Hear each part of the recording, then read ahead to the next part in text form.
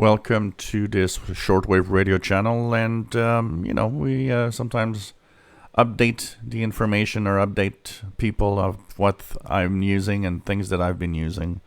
And a lot of people, we talk about this antenna. We of course talk about it a lot here on the channel. The MLA 30 magnetic loop is definitely an amazing package for the price. It's interesting because I see a lot of people hesitating and purchasing something like this because they say, oh well, $40 or $50 is expensive for an antenna. This is actually very cheap. Big loops like the Wellbrook and the W6LVP loops are hundreds of dollars. That is what I call expensive for an antenna. This is actually a lifesaver for so many of us in our hobby. And you just need to know that this loop, the MLA 30, is, good for specific environments.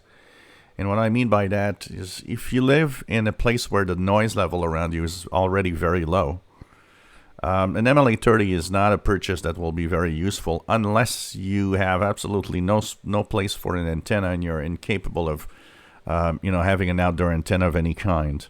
Then this in a window might actually work.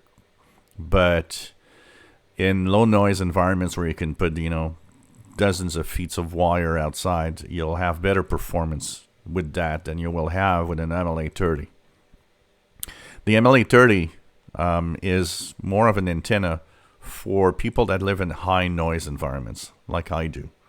I live in a place where the noise level is so high that a wire is not even an option because you get too much noise. But the MLA 30, because of its design, because of the way that it receives, being a magnetic loop, eliminates some of it. And that actually brings back the hobby to some degree for people that are in high noise levels. The MLA 30 is around, you should be expecting to pay around 40 or 50 US dollars for it, not really much more than that. Anybody that sells it at 80, 90 or $100 is actually selling it at a very high price. The price is still around the $40 to $50 range with shipping. So keeping that in mind. As for how good it is and how, what's the quality of the antenna, mine has been now outside for more than 2 years, survived 2 winters.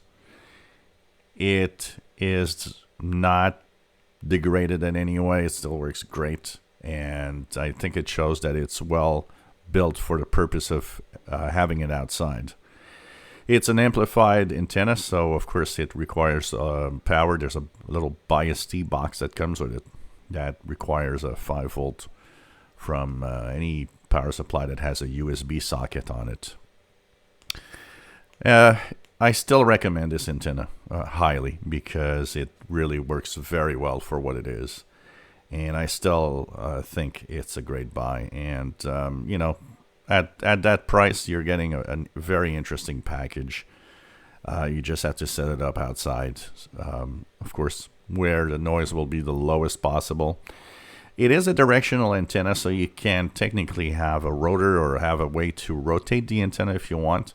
On shortwave, it's more or less important because most signals that come from far away actually are not going to be, it's not going to change much to rotate the antenna. Closer signals, though, it can. For example, here, the CHU time signal on 3330, I can definitely null it out if I want by rotating because it's a signal that's much closer to me, about 100 miles away. And, of course, medium wave, if you listen to the medium wave or the AM radio band, yes, very directional and can be very interesting to play around with that fact that you can, null out a station and try to get something else instead and so on. Its overall performance on shortwave is quite good. It's uneven. It's not perfect everywhere. It tends to be a little less, have a little less performance on the higher edge. I'd say above 25 megahertz, this might not be as sensitive. Same thing when you go below about 3 megahertz, it is not as sensitive, but it's not it's not a bad antenna. It still receives. But it drops off fast as you go in medium wave and long wave. And it is really just for, medium wave, long, and short wave mostly. Long wave it works, but like I said, it's not peak performance at that range. Lots of people made modifications on it, but for the most part, what I read everywhere, what I see everywhere, people making modifications to it, is that it doesn't really change much of its performance. Whether you change the wire that comes into your home or radio, whether you change the loop and put copper loop or whatever, stock as it is, it's perfect and it works fine in that way. And like I said, survived 2 winters, 2 Canadian winters with big snowstorms, high storms, and everything.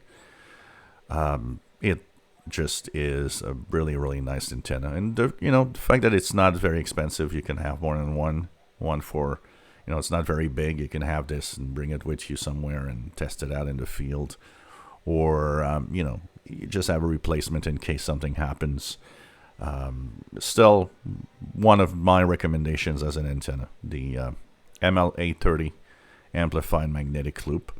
And the connector is an SMA connector, so you might need adapters for some radios to plug in the antenna, but they're pretty much readily available either on Amazon or on eBay. The MLA 30 can be purchased on Amazon. There's a lot of sellers there. You can purchase it on eBay also. And, well, I don't know how many people purchased it, but I can tell you one thing, as of all the viewers, the majority of viewers are extremely happy with this antenna. If you enjoy my videos, please subscribe, give us thumbs up. Thank you for watching.